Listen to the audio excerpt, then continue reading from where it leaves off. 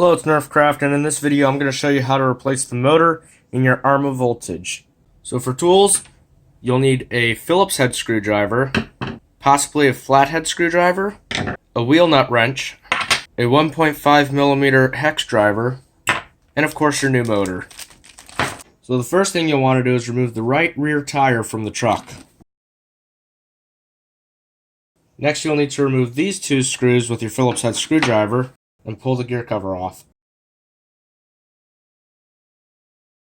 Now you'll need to pull your gear cover off. This is where you use the flathead screwdriver and try to pry it evenly. Next you can remove the two screws holding on the motor. Next you can pull out the motor, unplug it from the ESC. Then you'll need to remove this grub screw and pull the pinion gear off your motor. Now this pinion gear is being a bit tough for me and it doesn't want to come off, so I'm just going to use my flathead screwdriver to pry it off. I'm not too worried about damaging the motor because the motor's already ruined, but if your motor's in good shape you might want to be cautious while doing this. And now we have the pinion gear. So now we can go ahead and reinstall our new motor into the truck. Now normally you can just screw it in to the same two screws holes where it was before, but I actually want to try and put a bigger pinion gear on this to get a little more speed out of my truck. The motor didn't run very warm, so I think that I can get a little bit more speed without overheating my motor. So I have here a 25 tooth pinion, which you can see in comparison to the 19 tooth that comes stock, it's quite a bit bigger. You don't have to worry about changing these around if you're going to continue running the 19 tooth, but I do want more speed, as I said. So I'm going to go ahead and move these screws to the holes where it says for the 25 tooth pinion.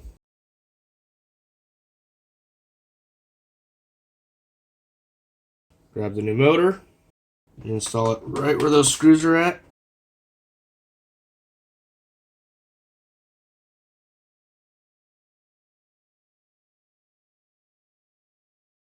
Now one thing that I forgot to do here that I highly recommend is putting a little bit of thread locker on each of these screws, because even out of the factory I've had them back off, and if those screws back off your motor can move out of the way and it can strip your spur gear, and I do not want that to happen. So I'm going to go ahead and take each of these out and put a little dab of thread lock on them so that they don't back out.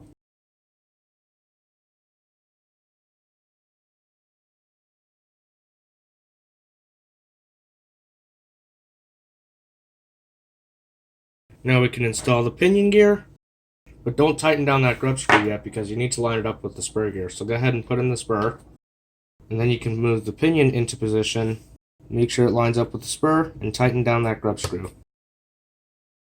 The grub screw is another good place to put some thread lock, but I think it might have some already. If not, I'll go back and do that. Now all we need to do is just plug in the new motor. And now if you want, this would be a good time to plug in a battery pack and test this thing out. So I'm going to do that just to make sure there's no weird noises or anything.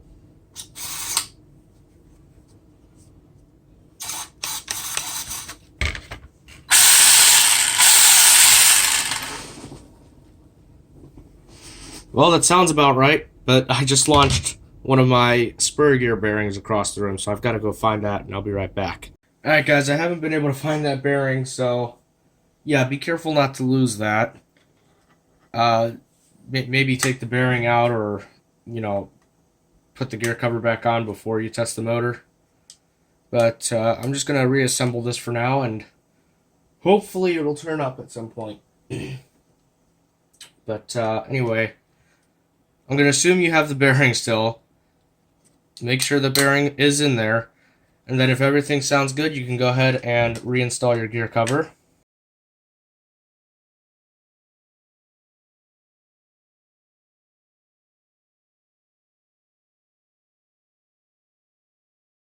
And now you can go ahead and reinstall your wheel.